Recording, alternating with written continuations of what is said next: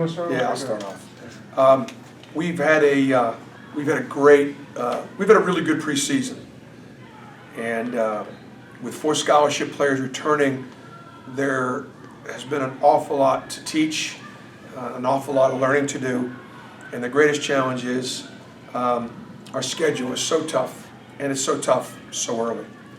But we're still okay until this week, where we had a really difficult week.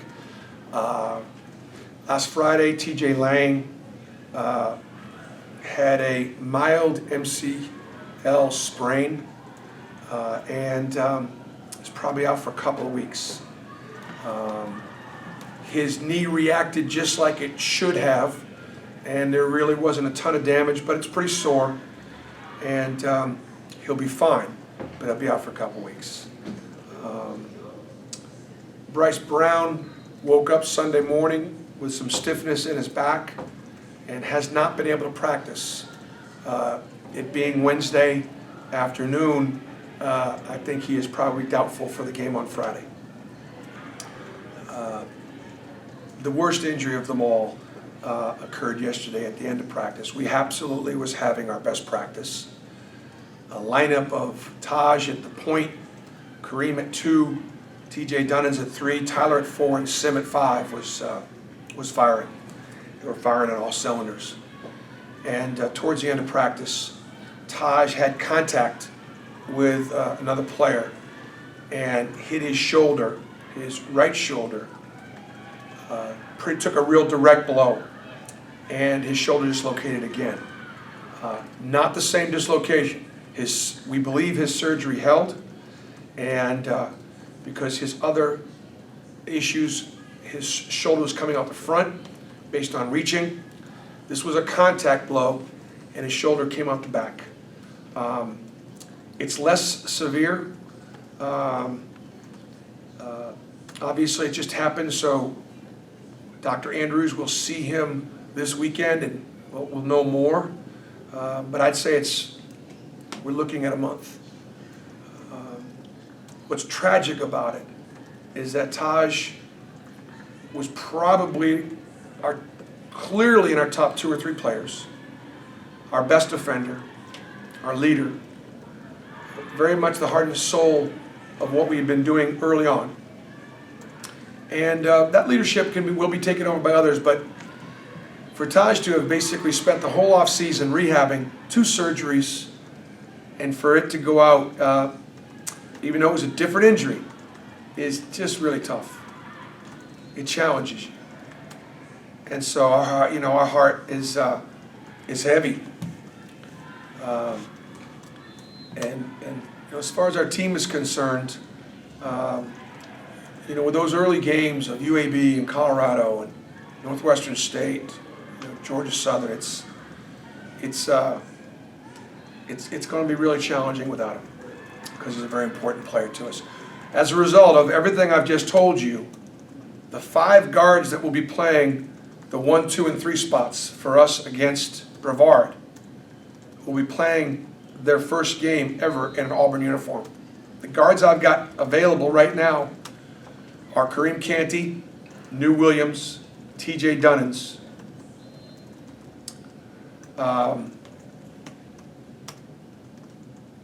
Let's see, I got one more. Zach Allison, who's a walk-on from Pelham, is that's like 4 or 5 guards. That's it. I mean, we're really, when you lose, and Denjel Purifoy is still not clear. It's still an ongoing process.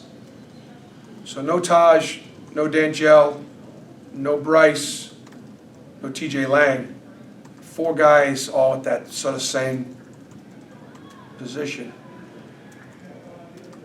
will have challenges. So who's going to be your backup point guard for the short term? I think for this first game it will be Zach Allison from Pelham, Alabama. It wouldn't surprise me if, as the week progresses, we don't look at TJ Dunnins at some point as well. I need to develop a 3rd point guard. New Williams has a chance to be a point guard someday, but right now New is really playing better off the ball. He's playing better shooting and defending and not having to worry about setting the team and running the team. He's been better on the wing. And so I've got to play him in his best position right now, and that's off the ball, not having the responsibility of a point guard yet. For your starting lineup, will you use New as a third guard, or will you go bigger? New Williams very well could be in the starting lineup. And a week ago, he wouldn't have been anywhere near it. But that's what having, some depth is, and that's what, next man up, except it's next man, like 4 next man up. We're 4 deep on the next man up. I know Zach was a good high school player. Tell us what type of player he's been in practice. I'm excited for Zach. I really am. And I'm not worried about it. It's such a great story now. It really is. It was a good story before. I walked on at BC. I didn't make it, but I couldn't play. But that's how I got started and got cut. And my son Steven walked on at Tennessee, and his junior year, he was in the regular rotation going all the way to the Elite Eight. Devin Waddell walked on, and he's on scholarship, and he played in the SEC tournament. When I was out recruiting a year ago, I was looking at some other players and happened to see Zach. And he impressed me with how hard he played, how effective he played, his swagger, his confidence, his Goldilocks. I told his coach, because we're not allowed to recruit walk-ons, that if he didn't like his Division II or low Division I offers, which is where I thought where he'd be, that if he ever did want to come to Auburn, because it's such a great school and a great place, and see if he could play at the highest level, just planted that seed. But from that point, you can't recruit him, you can't call him, can't have any conversation with him. But he came on campus where we could talk to him, and he decided to come. And I told him he'd have a chance to play. I just didn't know he'd have a chance to play in the first game. This is Sunshine? This is Sunshine. Ronnie Bass, Zach Allison. So even though you're obviously shorthanded, what are you hoping to learn in this exhibition? Brevard is extremely well coached. And I say that from a standpoint of they run Princeton, and they run it really, really well. So when you are a more talented team, which we clearly are, it's hard to get those guys who are going to be smaller. The harder you try to disrupt them, the more Princeton works. So it's sort of you're damned if you do, you're damned if you don't. We're just going to have to hang in there and deal with it. And it's just a hard offense to guard. And they do it really well. But there are Princeton elements to a lot of offenses. So one great thing about this opponent is that, coached by Lee Burgess, outstanding, is because there are elements of Princeton in so many of the offenses that we go up against, it'll expose us, give us an opportunity to work on some things. The other thing, too, they run a little matchup zone, and that'll be something that's a little different as well. So it's clearly a different prep. Bruce, you kind of talked about sticking with the 3-guard lineup. Is there any consideration maybe just putting a third forward in instead? Sometimes to play your best players, you've got to try some different things. So we very well may look at somebody bigger that traditionally hasn't played the position at some 3 just because we need the body and need to look at it. Will Horace come off the bench here, at least again? I'd expect Horace to come off the bench. I would. Tyler and Sim, because they're both seniors, because they played pretty well, are probably going to look to be the early starters.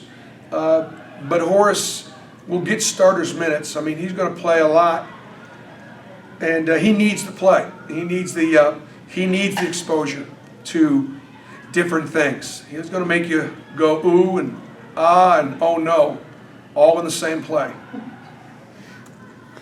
Can Devin play 3 or 2 for you? Because I know Devin he came could here as a probably guard. He could probably play anywhere. But I think I'm going to let Devin, right now Devin's playing pretty well at the 4 and the 5, and I think I'm going to go ahead and let Devin continue to stay there because he got a chance to be in the regular rotation at that position. How about Don? What are you thinking about him? Jordan's gives us a lot of flexibility. And as a senior, Donnie's a great teammate. And, I think he's a guy that can move around between a number of different positions. And so he gives us great flexibility. He cares. And we obviously have more depth in the front line than we did a year ago with Sim and with Tyler Harris and Horace Spencer, both in the regular rotation. That changed our front line a little bit, and obviously affected Jordan's role in playing time. But that's going to let me maybe move him around and look at him in some different spots. And he's still going to be a very important leader for our team. Bruce, with TJ out and now Bryce also out, where do you think maybe the outside shooting is going to come from for the time being? We're going to get open looks against Brevard, and TJ Lang and Bryce Brown were guys that pretty much it's money, and so other guys will just have to step up and make shots. I know, watching practice and looking at some of what what we get, you're going to get some looks in the perimeter, and I know that those guys for sure were disappointed that they couldn't go. Just one last, it's a little off topic, but how did you kind of deal with the first losing season that you've had in your career during the off season? I mean, throughout the season, how was that different? When you than say that past to me, it's almost like it doesn't even. I have no recall. What I recall was the pain of leaving the arena way too often. I'm going to park someplace else. I'm going to come in and out of a different door. Because we just left here, I left here sad, and I left here not sure what else I could do to help my team, and I left here knowing I disappointed our fans and everything. So my record means nothing, absolutely nothing. I'm not kidding. I'm being honest about the pain of losing now. But having a losing record for the first time doesn't mean a thing to me. And I think the other thing would be this, that I would trade my losing record, I wouldn't, for the way we ended. Give me the way we ended. Give me winning 3 games in the SEC tournament and feeling good about that. I'll take the losing record if it's the first time I've had a losing record. The losses were tough, and they were tough on my players. As I continue to try to come back the next day, okay, let's do this, and let's try this, let's do this. They kept on buying it. And we kept on getting beat by better teams. Thanks,